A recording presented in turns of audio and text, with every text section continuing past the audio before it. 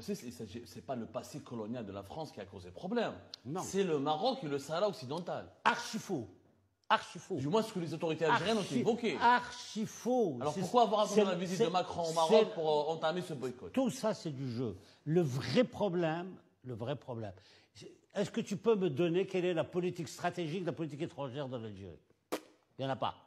Entre 60, 70, etc., on était les leaders, etc., du mouvement anti-impérialiste, il y avait un sens. On aime, on n'aime pas, on avait un sens. Aujourd'hui, quelle est la politique réelle? Quelle est la politique économique algérienne? Je défie quiconque de me dire. Le régime, pour répondre à le régime refuse toute reconnaissance. Il se brouille avec tous les pays qui reconnaissent la souveraineté du Maroc sur le Sahara occidental. C'est des faits. Ouais. C'est de l'alimentation. C'est la harissa qu'on rajoute à la soupe. Tu comprends? La vraie soupe, c'est l'instrumentalisation de cette mémoire en permanence. Le nationalisme algérien, la haine du français. La haine de la France depuis 62. Je parle du régime, je ne parle pas du peuple. Je distingue très très bien le peuple et le régime. Ça ne veut pas dire que le régime, il n'aime pas la France, au contraire. Il jure sur la France matin, midi et soir, c'est pas un souci. Mais on est en politique. La politique algérienne, c'est ça, c'est la haine. Qu'est-ce qu'on met dans cette soupe? On met l'histoire marocaine. On construit autour de ça Israël, etc., etc. On met la Palestine, on met le Sahara, on met tout ce que tu veux, tout ce qui peut exciter les Algériens, on le met dedans pour maintenir en permanence ça. Vous avez vu le NIF. C'est comme si tu peux régler des problèmes avec le NIF.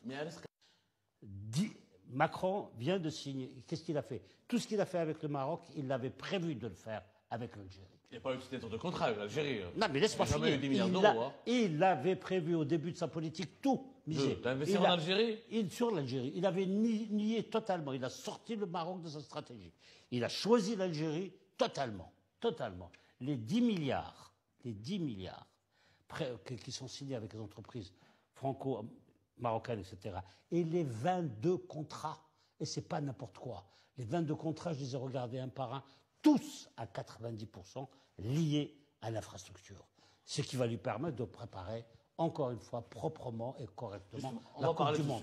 L'ambassadeur a quitté ses postes, pas à cause du dossier de la mémoire. Parce que Macron a reconnu la souveraineté du Maroc sur le Sahara occidental. Mais on ne comprend pas aussi... Apparemment, vous minimisez l'impact. Non, je ne minimise pas. C'est qu'il fallait que le régime algérien distingue les relations politiques et les relations économiques. Les relations économiques est une chose, les relations politiques et diplomatiques c'en est une autre. Maintenant, c'est déjà arrivé en 2022 avec l'Espagne, en voulant rompre ces relations avec l'Espagne parce que l'Espagne a reconnu la souveraineté du Maroc sur le territoire du Sahara occidental. Il y avait un rappel d'ambassadeur, il fallait rompre les relations, blocage des paiements, pas d'investissement. Après, on a dit que ce n'est pas possible. Quand même, l'Espagne, qu'on le veuille ou non, tout est un pays souverain. Donc maintenant, Trump... C'est pas un deuxième client de l'Algérie. C'est deuxième client de l'Algérie. Gaz algérien après l'Italie, je rappelle. Pourquoi le régime algérien, le pouvoir autoritaire algérien ne l'ont pas fait avec Trump?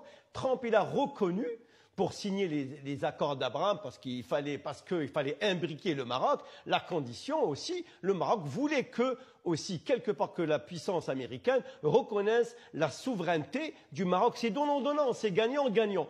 Pourquoi toujours charger la France? Je pense qu'il y a une reculade qui est flagrante. Ils ont dû réfléchir, revenir sur une décision. Maintenant, est-ce que c'est acté ou pas? En tout cas, c'est cette façon de se comporter de façon hâtive comme ça risque de ternir l'image de l'Algérie.